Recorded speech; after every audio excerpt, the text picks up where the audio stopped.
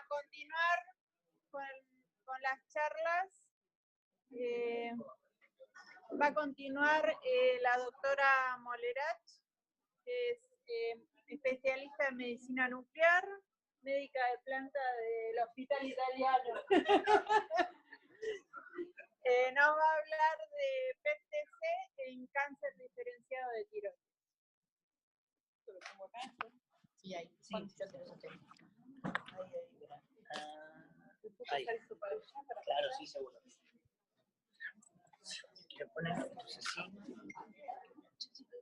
Bueno, buenas tardes a todos. Calculo que muchos ya me han escuchado hablar de este tema. He tratado de renovarlo, de ponerle casos nuevos y espero que, bueno, me hagan las preguntas.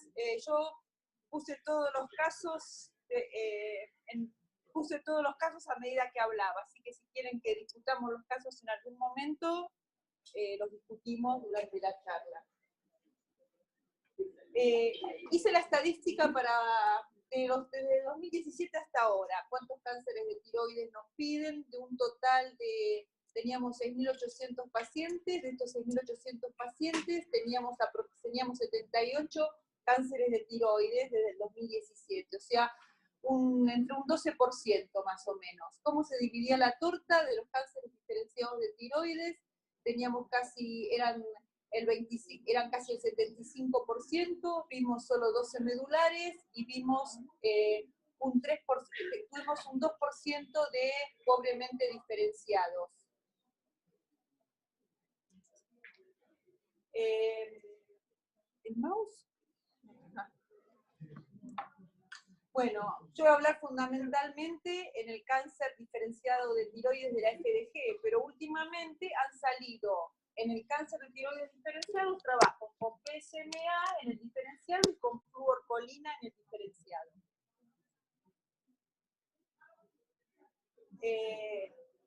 En el cáncer de tiroides, lo que estamos buscando por lo general son cosas de pequeño tamaño. Entonces, lo que tenemos que hacer por lo general es un protocolo de cabeza y cuello. Nosotros cuando hacemos el PET-CT siempre lo hacemos con los brazos para arriba para poder ver bien el pulmón. Eso dificulta la visualización de los ganglios. Entonces, aunque sea con la misma definición, hay que hacerle un protocolo de cabeza y cuello con los brazos para abajo. Si le podemos dar mayor definición haciendo 256 en vez de lo habitual, también mejora mucho la definición de lo que vamos a tener. Y tenemos que ver todas las estructuras, ¿no?, que nos pueden ser confundidores. El anillo de Waldeyer, la musculatura laringea, las glándulas salivares, cuando tenemos contracturas musculares. ¿Lo puse muy lejos, Raúl? Ah, ahí está. Bueno, y otra cosa que es importante es cuando ustedes ven un paciente con grasa parda. Esta es una paciente con una tiroidectomía total que había tenido un vaciamiento ganglionar del lado derecho. Uno acá podría pensar que todo es grasa parda y que tampoco tenía grasa parda por el vaciamiento ganglionar. Cuando le dimos el beta bloqueante, ven que debajo de la grasa parda tenía los ganglios. O sea que un estudio con grasa parda con un cáncer de tiroides, pienso que hay que repetirlo siempre. Otra cosa que tenemos que tener en cuenta es que muchas veces la fisiopatología de la enfermedad, muchos pacientes quedan con una asimetría de las cuerdas laringeas porque la lesión del recurrente. Entonces puede ser que capte una sola cuerda laríngea. Y si bien en los pacientes pediátricos la tiroides por lo general tiene la forma de mariposa, a medida que pasan con la edad, la tiroides cambia el timo cambia de forma. Entonces tenemos que tener en cuenta esto, y hay un 12% de pacientes que se ve la cuerda tímica de cuando desciende y que le puede quedar algún resto de timo separado del resto del timo, que puede ser informado con un ganglio y es todo timo. Antes de hablar en sí del tema, otra cosa que tenemos que ver es ¿qué estamos buscando? Muchas veces en el cáncer de tiroides estamos buscando metástasis pulmonares pequeñas. Sabemos que no la vamos a ver con FDG. En ese caso, la tomografía computada nos va a aportar mucho más datos. ¿Cuándo nos va a aportar más el PET? Cuando tenemos los ganglios de pequeño tamaño, no aumentados de tamaño. Y acá hay que tener en cuenta que también lo tomamos como referencia, un estudio planar de un yodo con 5 milicuries va a ser distinto que si tomamos como referencia un estudio SPECT-CT con yodo con 5 milicuries. Probablemente ahí veamos si puede ser que veamos también la misma cantidad de ganglios con las dos cosas. Y cuando tenemos la captación difusa, que es otra cosa que le sorprende a los radiólogos, en los pulmones la vemos solamente en el rastreo con yodo 131. Estuvo el estudio ThyroPET, que se hacía con yodo 124, y lo único que mostró las metástasis biliares después del estudio ThyroPET, que era un estudio de PET con yodo 124 y un estudio de PET con FDG, lo único que mostró las metástasis biliares fue el rastreo postdosis, con una dosis de 100 milicuries. O sea que estamos evaluando, esto es lo que hay que tener en mente cuando estamos hablando de cáncer de tiroides, qué método nos va a aportar cada cosa. Vamos a empezar con el cáncer diferenciado de tiroides. En la estadificación inicial sabemos que acá también tenemos, como la mayoría de los tumores, que podemos tener un flip-flop, o sea, si el tumor es diferenciado, va a captar yodo, si el tumor es indiferenciado, va a captar FDG. Y podemos tener una mezcla de los tres comportamientos en un mismo paciente y en las mismas metástasis. Acá les voy a mostrar, en realidad creo que ahora hay un vuelco, en el momento que más se usa el PET con FDG, es en la estadificación inicial de lo que pasaba hace 10 años, probablemente PET se hacía para ver la recaída bioquímica. Ahora el uso de la recaída bioquímica ha tenido una curva que ha decreciendo y la utilización del PET es más que nada la estadificación inicial. Acá les muestro un caso de una mujer de 72 años que cuando vino a tomar la dosis terapéutica, chequeamos la TSH, que estaba en 10 a las 3 semanas, y una tiroglobulina de 1808, había sido, por la anatomía patológica, un carcinoma folicular mínimamente invasivo de 4 centímetros. Estaba planeado una dosis de 100. Al recibir esta tiroglobulina, cambiamos y la paciente la mandamos a hacer un PET primero. Si ustedes ven, en el PET, o sea, no captaba nada, era negativo, pero cuando miramos el pulmón, había pequeños nódulos pulmonares, y los pequeños nódulos pulmonares tenían una tenue captación, que si uno no encontraba el nódulo, por ahí no pensaba que la captación era real. El rastreo con yodo, o sea, mostró que era francamente captante. A esta señora de 72 años le fue muy bien. Es muy difícil evaluar de vuelta cómo es la respuesta a este tratamiento. Se le hizo una tomografía, esos pequeños nódulos habían desaparecido, pero de todas maneras, pensando que necesitaba otra dosis terapéutica, ven que les habían desaparecido al año todos los nódulos. Recibió una segunda dosis terapéutica y el rastreo fue negativo. Este es el caso, o sea, por la edad no era lo esperado. Este es el caso de una mujer joven de 39 años, se le hace la tiroidectomía total, era una paciente de más riesgo, tenía varias embolias vasculolinfáticas, era un tumor mayor de 4 centímetros con metástasis ganglionares, con la TSH de 55, tenía una tiroglobulina de 2, pero tenía los anticuerpos mayores de 1000. El rastreo fue negativo y los anticuerpos teóricamente mayores de 1000, si bien pueden tardar mucho en bajar, no es frecuente que nosotros los veamos mayores de 1000 después de una cirugía. Entonces se le indicó un PET. Y el PET mostró los nódulos pulmonares que concentraban FDG. A esta chica no le fue tan bien porque, digamos, para que no, esta chica ya tuvo 3 cirugías de tórax. La opción, como es una paciente joven, fue sacarle los nódulos que crecían para que no entre en tirosinquinasa, que sabemos que tiene un tiempo de vida. Entonces el comité de tumores se optó que era conveniente, probablemente la cirugía, es la tercera cirugía que tiene por nódulos pulmonares. Este es otro caso también de identificación. La otra causa frecuente, que son los pacientes que consultan por otra causa, y cuando en este paciente consultó con una lumbalgia. Cuando le hacen la tomografía computada, se ve un tumor que inclusive compromete la pared posterior de la vértebra. Lo punzan, y bueno, en la punción dio que tenía una inmunohistoquímica compatible con un cáncer, o sea, con una metástasis de un cáncer de tiroides. reinterrogándolo, había tenido una tiroidectomía total por patología benigna en el 2010. Le piden un PET para la estadificación antes de la cirugía. Y en la estadificación ven que además tenía otras lesiones.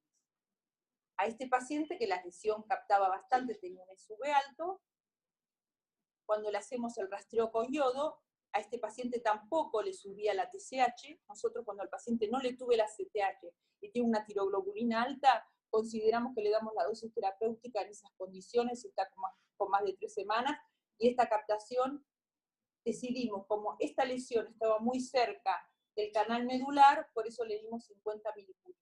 Y esta es la captación que tenemos en ese paciente con 50 milicuries. Este paciente del 2016 recibió en total, después recibió 2 dosis más de T100, pero bueno, este paciente ahora se les diferenció, lo pasamos a yodo resistente el mes pasado.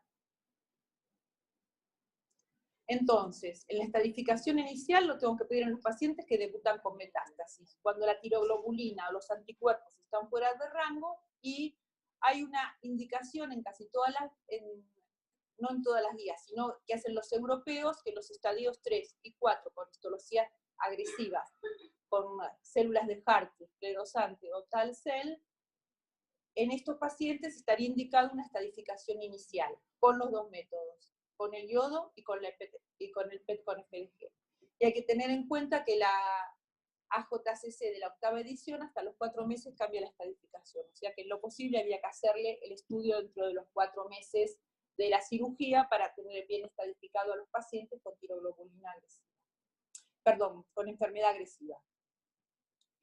¿Qué pasa en el seguimiento? El número de pacientes que se le pide PET en el seguimiento, que no tienen diagnóstico de estadio metastásico, en realidad las indicaciones están disminuyeron. ¿Cuándo lo pedimos? Cuando tenemos respuesta bioquímica incompleta o enfermedad estructural. ¿A qué llamamos respuesta bioquímica incompleta? Cuando tenemos la tiroglobulina suprimida mayor que 1, la tiroglobulina estimulada mayor de 10 o los anticuerpos en aumento. A estos pacientes, ¿qué le pasa? El 35% se normaliza espontáneamente. Un 25, un 30% persistirán con estos marcadores casi normales por el resto de su vida y no les va a ir mal. Entonces, a los 40% de pacientes que me restan, voy a buscarle la enfermedad para encontrar otro tratamiento y conseguir que tengan una respuesta completa y que no sigan con enfermedad estructural. ¿Por qué? Bueno, hay varios trabajos, pero este de Weissman es el que siguió a los pacientes más tiempo, que muestra que la respuesta bioquímica incompleta no tiene mortalidad. La enfermedad estructural con enfermedad ganglionar a los 14 años tenía una sobrevida del 80%, y los que tenían enfermedad a distancia tienen una sobrevida menor del 20%. O sea que la ventaja de hacer un PET en este caso es encontrar enfermedad estructural, ganglio a distancia, porque entonces tendría que buscar un tratamiento para cambiarle la sobrevida, que pasaría en la mitad de los pacientes.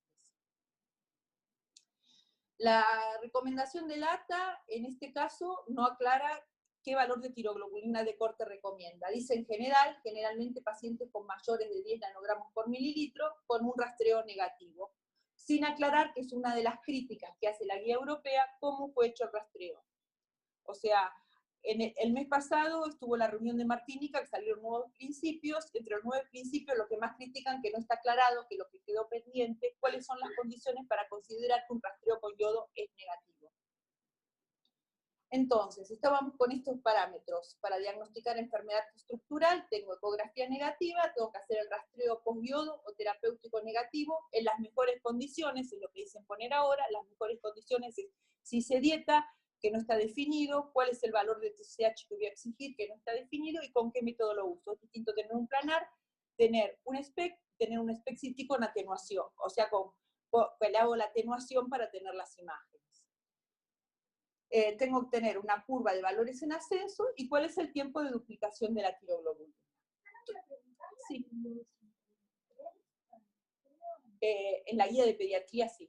En la ATA 2015 de pediatría recomienda, si es posible, con yodo 123, si no dice con yodo 131, en la dosis de 1 milicurie, haciendo mención a los trabajos de Abraham, y dice SPEC-CT, en lo posible. Eso es lo que dice la guía del ATA del 2015 en pediatría, y la estadificación en la guía del ATA del 2015 es a los 4 meses en los intermedios, y altos con Spexity con yodo 123 o yodo 131. La guía de LATA de adultos dice que el rastreo preablativo no sirve para nada.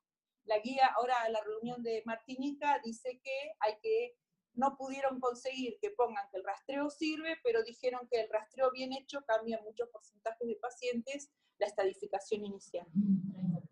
Sí. Bueno, entonces el objetivo de todo esto es estadificar la enfermedad con fines curativos. Otra pregunta es, ¿cómo hago la FDG? ¿La hago estimulada? ¿No la hago? ¿Con qué valor de tiroglobulina la hago? En nuestro hospital consideramos que la T4 la puede suspender solamente el médico tratante, porque la T4 es una droga oncológica en este caso, es la que disminuye el crecimiento. Si el paciente tiene una tiroglobulina más de 1,9, está probado que la sensibilidad... No. Si el paciente tiene una tiroglobulina mayor de 1,9, está probado que la sensibilidad del método es del 80% para detectar enfermedad. Cuando la tiroglobulina, o una tiroglobulina estimulada mayor del 39%, mayor de 39. ¿Qué pasa? ¿Hay que estimular la tiroglobulina? Yo pienso que ahora no buscamos enfermedad microscópica más, porque lo que dicen las guías, que los ganglios de pequeño tamaño no tienen que tener una conducta agresiva, o sea que hay que seguirlos por ecografía. Entonces, yo antes, cuando hacíamos los PET-FDG con estímulo, era porque estábamos buscando ganglios de pequeño tamaño para mandarlos a cirugía. Esta conducta ahora no es la conducta habitual. La conducta habitual es, si uno ve un ganglio con sospecha patológica, a ese ganglio, hasta que no alcanza el centímetro, no lo punzo. Y el PET servía cuando yo hacía o sea, si yo tenía que estimular la TSH, si yo lo tenía que estimular con TSH porque tenía una tiroglobulina inhibida menor de 0,5 de la sensibilidad funcional del método, eso significaba que tenía enfermedad de pequeño volumen. Entonces, como ahora solamente estoy tratando pacientes que tienen enfermedad macroscópica, está visto que si un paciente tiene más de 1,2, la posibilidad de encontrar enfermedad macroscópica es mayor que si tengo que estimularlo. Entonces, digamos que el PET bajo estímulo no tendría muchas indicaciones ahora. Después también está este otro trabajo que muestra que con la tiroglobulina, además de 5,5, la sensibilidad del PET es casi del 95%. Y si tengo un tiempo, o sea, si el tiempo de duplicación de la tiroglobulina es menor de 1 año, puedo tener una tiroglobulina menor de 5,5 y el PET igual me da positivo. O sea que cuando tengo una duplicación de la tiroglobulina menor al año, en ese caso no tendría tampoco que estimularlo y tampoco tendría que esperar a que tenga 5,5. Bueno, también nos tenemos que acordar de otra cosa, ¿no? Esta paciente es una paciente de 40 años que a los 30 había sido operado de un cáncer diferenciado de tiroides. Le aparece un nódulo en una tomografía que se hace por otra causa de 13 milímetros, que no estaba en una tomografía previa. A la paciente esta estaba con tiroglobulina inhibida, normal, le pidieron un rastreo con 5, el médico que la vio, además del rastreo con 5, le pidió el PET que se haga en el mismo momento con FDG, como se hacía hace un tiempo. Y captó el nódulo. Tenemos que acordarnos que esto no es específico, o sea, hasta que no se opera el nódulo, no sabemos si esto es porque tiene un cáncer de tiroides o porque tiene la cirugía tenía indicación igual. A esta paciente la operaron y el 29 de tiroglobulina era por esto, o sea, fue positivo.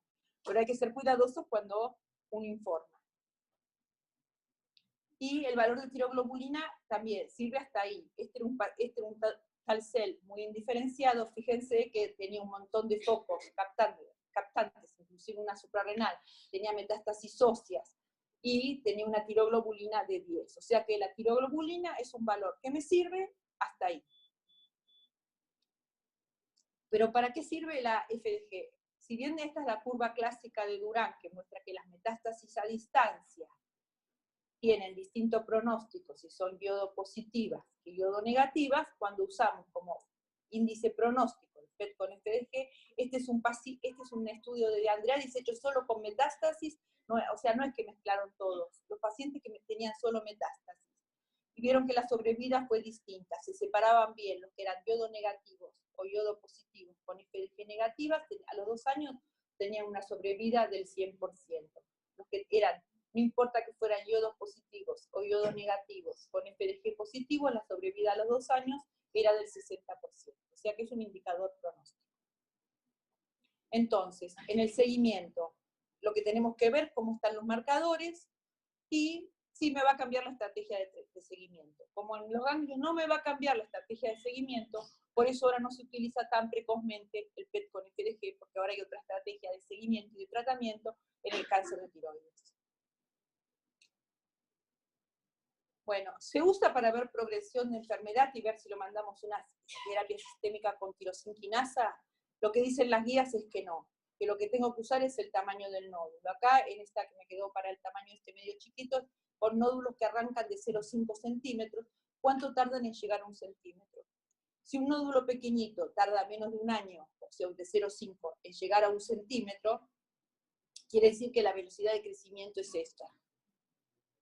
Si un nódulo tarda de 0,5 en llegar a 1 a 2 centímetros, la velocidad de crecimiento es esta, y así sucesivamente. Ven que este nódulo que tardó más de 4 años en llegar a 1 centímetro tiene otra velocidad de crecimiento.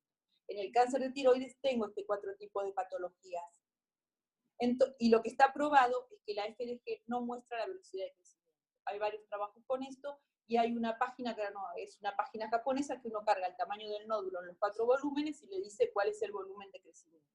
Lo que tendría que indicarse, según todas las guías para el cáncer de tiroides, de los nódulos, darle tirosinquinasa, sería el tiempo de duplicación del tamaño del nódulo. Bueno, después tenemos para hacer algunos comentarios la captación incidental, que puede ser focal.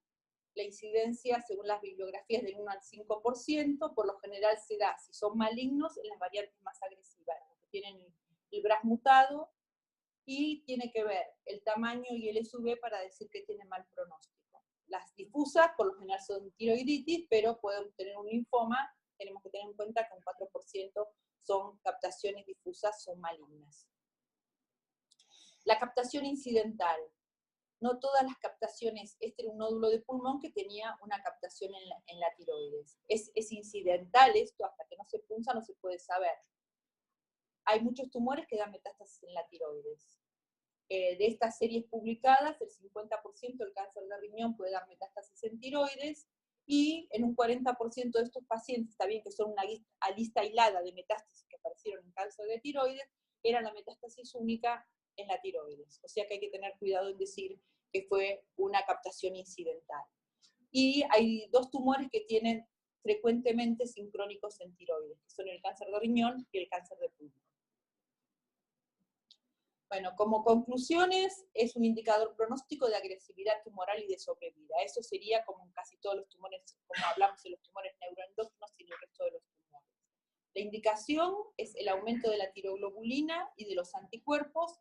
En la estadificación inicial, el paciente con alto riesgo puede seguir para reestadificar en la enfermedad avanzada, y cada vez está más en duda si previo una dosis empírica necesito, después del estudio este de TyroPET, si previo a una dosis empírica necesito o no una FDG negativo. Probablemente me serviría para otras cosas, no para decidir la dosis, pero sí para estadificar al paciente si no tiene otra enfermedad. En el cáncer pobremente diferenciado de tiroides, en el anaplásico es al revés. Tenemos que empezar con el estudio por FDG. Esta es una paciente que comenzó con disnea. En la tomografía pensaban que tenían nódulos, que tenía ganglios mediastinales, pero cuando le hicimos el PET vimos que, o sea, era la tiroides, que era endotorácica y que rodeaba la tráquea, y en realidad era pobremente diferenciado por lo que dio la anatomía patológica. O sea, la anatomía, acá lo que lo decide, la celularidad no mostraba que fuera tiroides, eran los marcadores tumorales, el TTF1, que fue positivo, y el PAC7 y la tiroglobulina, eso es lo que demostraba que esto dependía de la tiroides y no era un tumor, por ejemplo, no era un nódulo de pulmón por una metástasis mediastina.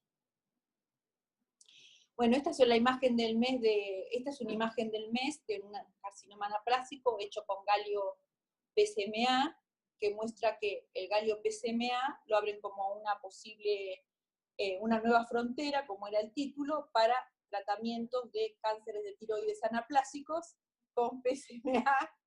Esta fue la imagen del mes, no sé si de noviembre del año pasado, del European, y lo que muestran que la característica de los tumores anaplásicos, ¿no? Que los tumores anaplásicos son muy necróticos en el centro, tenía solo captación periférica, porque esto se capta, o sea, lo captan todos los endotelios vasculares, y que tenía los ganglios. Estos tumores tampoco son resistentes a la radioterapia, por esto abriría esto un camino.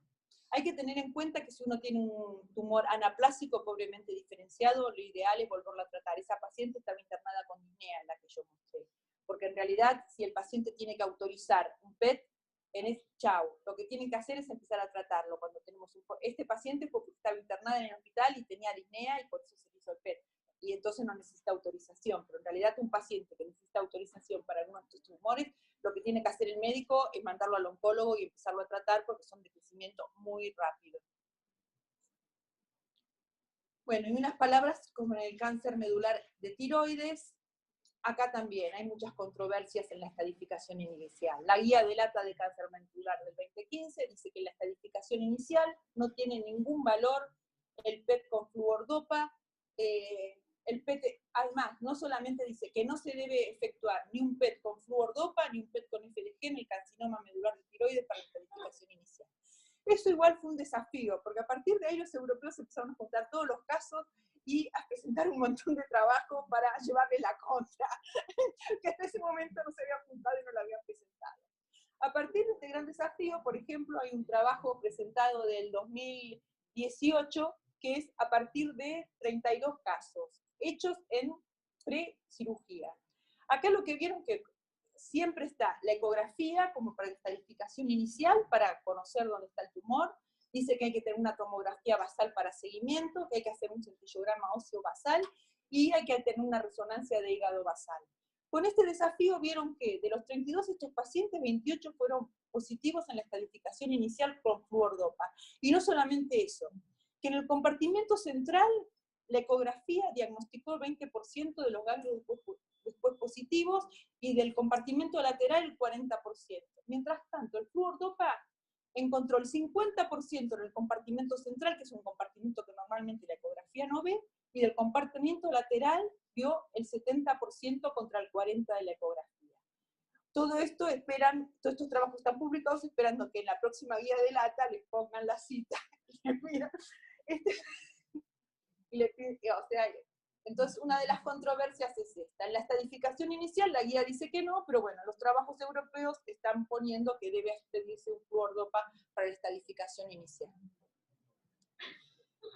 Y bueno, esto puse porque, ¿por qué pasa todo esto? Porque es muy difícil hacer un diagnóstico de las metástasis del carcinoma medular de tiroides. Este es otro trabajo que en el seguimiento para mostrar, o sea, con qué valores la fluordopa le dio positivo. Estos son menos pacientes, son 18 pacientes en el seguimiento, y qué pacientes tuvieron fluordopa positivo y qué pacientes tuvieron fluordopa negativo.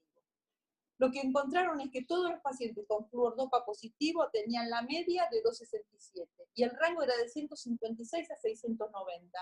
Si ustedes les voy a mostrar acá, eran pacientes de muy bajo crecimiento, porque la duplicación de la calcitonina era de más de 3 años y la duplicación del CEA estaba en 30 meses, o sea que eran pacientes de crecimiento lento.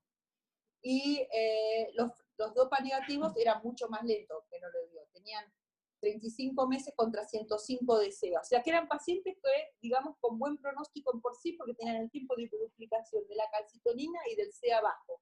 Pero fíjense que la dopa fue positiva en todos los que tenían calcitonina casi mayor de 150. Hubo uno solo de 161 que les dio negativo.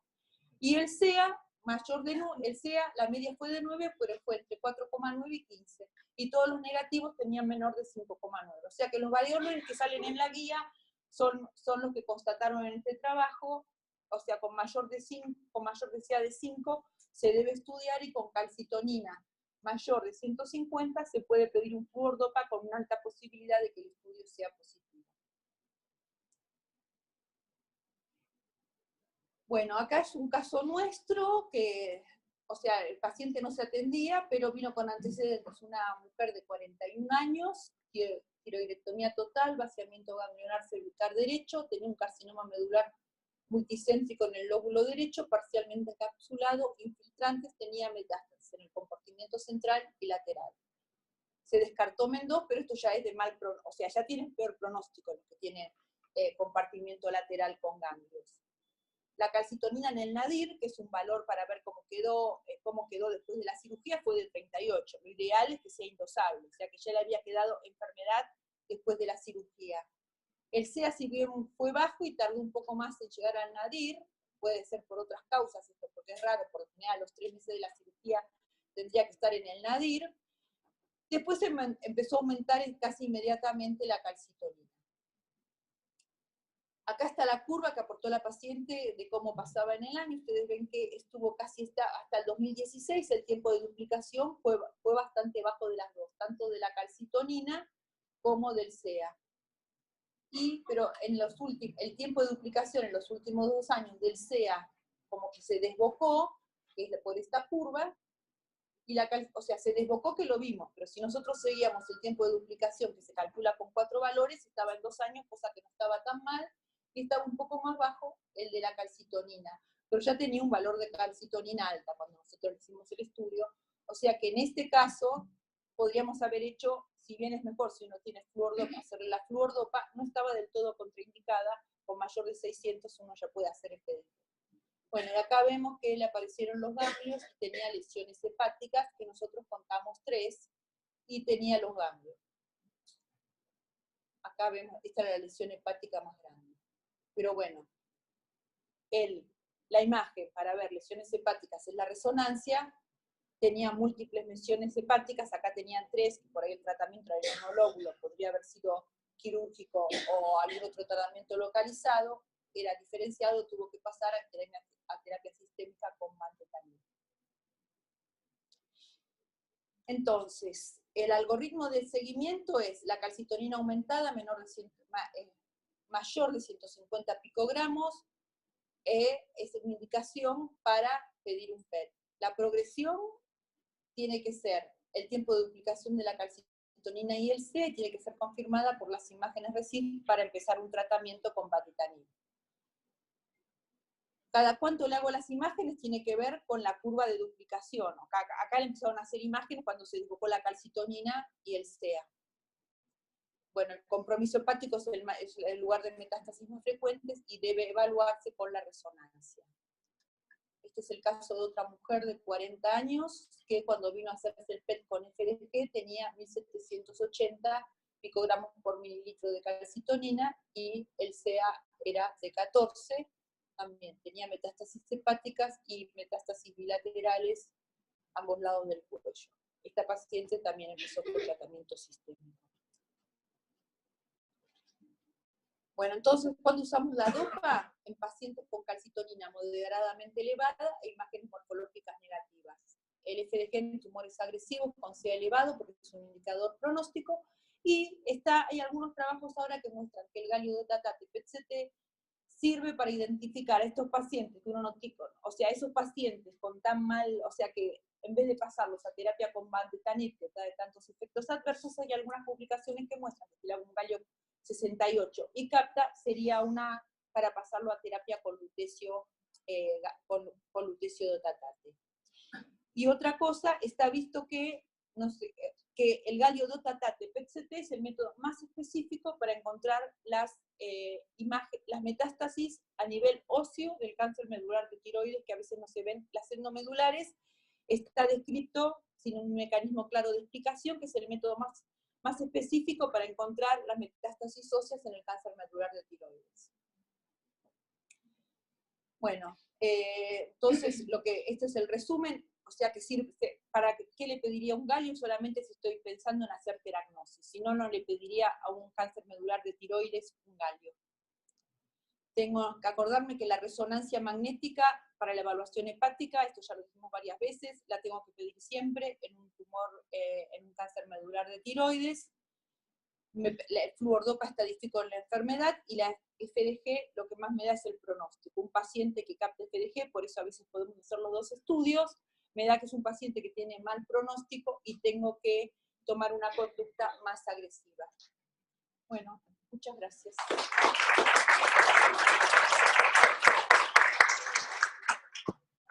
Muchas gracias. ¿Alguna pregunta? Negativo, droga negativo. Sí. Bueno, Galio 68. Galio 68 es una opción, y hay un trabajo ahora que salió el mes pasado que usan la colina. Para todos, que usan la colina para los medulares de tiroides que no captan. Sí, más que nada que me da una opción terapéutica. Y además está descrita la colina, no solamente para el medular, sino también para los de tiroides, que uno ve que tiene una curva ascendente y que no captan nada. Parece que la colina en los nódulos de tiroides ahora también detecta bastante. Sí. La resulta aceptable de valor de PSH para administrar yodo. Mira, nosotros, o sea, yo que tengo tratados en ese estado, tengo 4 pacientes en los últimos 2 años. Son pacientes que tienen la tiroglobulina cercana a 500 o algunos más alta. Yo igual, antes de darle yodo, le hago un rastreo con 1 milicurí para ver que capta, o con menos de 1 milicurí. Si el paciente veo que capta con ese milicurí, a veces me doy cuenta que capta más de lo que yo espero, como fue este caso que le di 50 milicuríes, fue porque con esa TSH le di 1 milicurí y saqué la cuenta, y al tumor se le había ido casi, hice una captación simple, se le había ido más del 20% al tumor ese que estaba cerca de la cola de caballo. Tenía esa TSH, hice 1 milicurí y captaba más del 20%. Le bajé a 50 porque me obligaron, creo que los endocrinólogos, yo creo que le hubiera dado, si podía, 25, del miedo que tenía. Y le di corticoides, porque estaba muy cerca de la médula. Pero bueno, he tratado 4 pacientes con la TSH que estaba ahí en 10 después de un tiempo, y los endocrinólogos se quedan más tranquilos porque no le sacan la T4. Y yo tampoco le quería dar TSH recombinante a un paciente que eso se le puede inflamar estando cerca de la cola del caballo. Y vos cuando hacés la dosimetría, la haces también con... La dosimetría, no me dijiste que la hacías si el paciente estaba avanzado sin sacarle mucho la T4. No, se la hacía... No, había pacientes que tenían la TSH inhibida, que eran metástasis funcionantes. Por eso, y esos pacientes captan un montón, tienen TSH baja, sí. tiroglobulina muy alta, Sí. y sí, incluso hay que bajarle las dosis de yodo. Sí. O sea, son pacientes especiales. Que, o sea, no, para esos pacientes no, porque creo que no es necesario, capta el yodo de por sí. Y si uno lee la crónica del primer paciente tratado funcionante en el año 1940 por Seilen, lo hizo así. O sea, era un paciente que estaba hipertiroide y las 4 dosis se la dio, está bien, o sea, tratando de que el paciente dándole Lugol, dice, y dando tiburacilo. Y el primer paciente con yodo se trató bajo esas condiciones, porque era un paciente funcionante. Claro, eso no van a elevar la TSH. Para, tiene un límite, nunca va a subir a 30, 100. Sí, son hipertiroides. Sí, si vos lo dejás 15 días y ves que tenés esa TSH de 10, una tiroglobulina elevada, yo le doy 1 milicurí igual, para no atontarlo y probar que capta, y no darle de más una dosis de yodo si no capta. Y con eso a veces me asusto tanto de lo que veo que capta con 1 milicurí que le bajo la dosis, como me pasó en este. La TSH recombinante dice que sube muy rápido, pero también baja muy rápido. Realmente podría llegar a producir algo. Es mucho peor suprimir la actividad con TSH endógena. Sí, pero yo creo que no es necesario. No es necesario, estoy de acuerdo, pero no creo que sea peor. Pero si tiene metástasis de riesgo en la columna, por ejemplo, con ese valor de TSH, da miedo.